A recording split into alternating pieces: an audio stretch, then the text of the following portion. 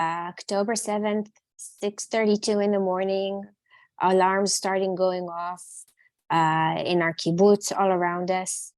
We find ourselves running to the safe room, taking 2 children with us. My 3rd child sleeps in the safe room. It's her room, closing the door, trying to understand what's going on. It's been quiet for quite a while.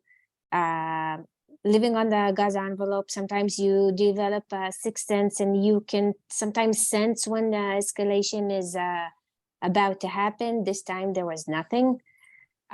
It was very, very strange because we couldn't find any information in the news and the alarms just kept going on. It didn't stop.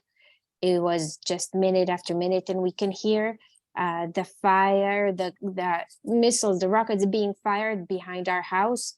It was crazy. We haven't encountered this even in Guardian of the Walls. Very fast, my husband and I, we understand that this is a different situation that we're in, and it's really, really bad, going to be bad. I told my children, get dressed, put on shoes. The minute we get a bit of time to leave, we're running to the car, we're leaving. Meanwhile, my husband got prepared. He geared up, he put on his uniform, he took his weapons, patrolled the house, making sure we are okay, entering and exiting on short periods of time the safe room. I started packing a few things for my children. We're talking about almost 2 hours into this event. I'm going to my room to start to collect a few clothes for my husband and myself. And we start hearing bursts of shooting around us, but really, really close, something we're not familiar at all. We're looking at each other and said, this is strange. What is this? Is IDF? Can't be. Why they're shooting in the kibbutz? A few seconds afterwards, we hear a lot of shooting in Arabic, and the reality hits us. They penetrated the kibbutz. Our biggest fright just came to life, and I ran to the safe room, put on vest on my children. One daughter, I gave her a canister of pepper gas. The other daughter, I gave her a club. And on my son, my small son, I gave him a helmet to protect his body. I laid him down on the floor and I told him, whatever comes through that door, we fight. We don't go down without a fight. Meanwhile, the shooting starts in our house. I hear my husband's footsteps coming near the safe room. Shooting is getting closer and closer. Just over the door, he opens the door, comes in, shuts the door closed. He tells us he just shot a terrorist trying to get into our house. The minute he finishes the sentences, there was an enormous blast, a flash of light, and the whole safe room was with gunpowder, and the electricity was off, and we were distraught. We didn't understand exactly what happened. We had ringing in our ears. It took us a minute or two to start to understand what's going on. Later, we understood that they were shooting RPGs at our home.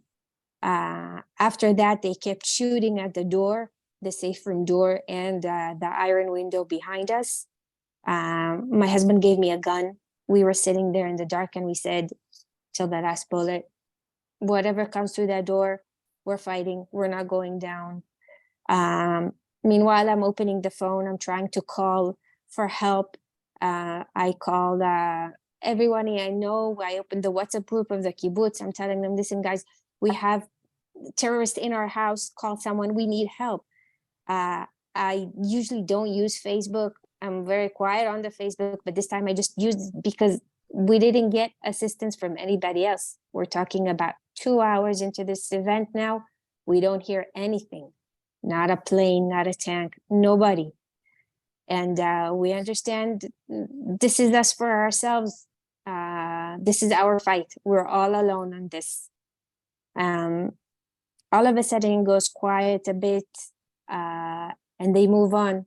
They move on to other houses because in the group WhatsApp of the kibbutz, we understand, we see that they're starting to enter other homes, and homes are being lit on fire, and safe rooms are being filled with smoke, and people can't get out.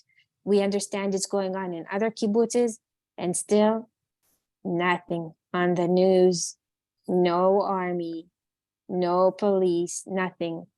My husband is a police officer. He's also in a reserve unit in our area. He called everybody he knows. He said, you have to send somebody here, something.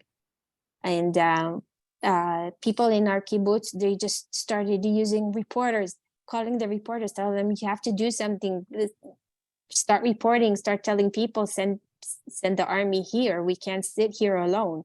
We're being sit like ducks in the rooms. The minutes go by, every minute is like forever. And nothing happens. Every now and then, still we hear some shooting. We hear them entering the house.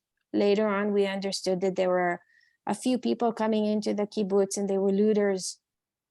We hear the alarms of the cars going off outside. They were shooting engines and gas tanks and lighting cars on fire. And this goes on for 8 hours. 3 o'clock in the afternoon, finally IDF comes and they take us out of the room. We open the door, which was a bit crooked from the blast, but thankfully it held, and they didn't try to get in. We saw the damage. It was crazy. The whole house is broken and shattered, and metaphorically also a reality, because we understand that whatever we thought, Seema just spoke about it, the misconceptions that we lived, everything was shattered for us, and the reality that we know now is different. We don't know how to continue from now on and what is going to be. We understand that this equation has to change completely. You want to eradicate Hamas, you have to do it. Otherwise, there will be no one going back to live there. I think we've done our part. And my kids are trying to pick up the pieces. Every hour that goes by, we understand how big this tragedy is. They lose friends, they lose teachers, classmates, people just, that we know and living in the kibbutz or in other kibbutzes all around the Gaza envelope. And all we can think about is just getting out of there. They take us, we're being put together, everybody in a place that in the center of the kibbutz, which is relatively protected. And hours go by, they divide us by groups, so we won't be everybody together after a while, so for the night. So they put families with small children in the kindergartens, which are also built as safe rooms. But nobody slept. Nobody could get some rest. We were just counting the hours, counting the minutes, just wanting to leave. And just on Sunday, around 12 o'clock in the afternoon, we get information that we're starting to be evacuated, and people can go home, collect a few stuff, go back to where we all were sitting and waiting, and then we leave as one big group. We leave together, some in buses and some in cars. Not all the cars were damaged. That's it. That's what I have to say from Sunday night. We are here in Eilat, and trying to move on.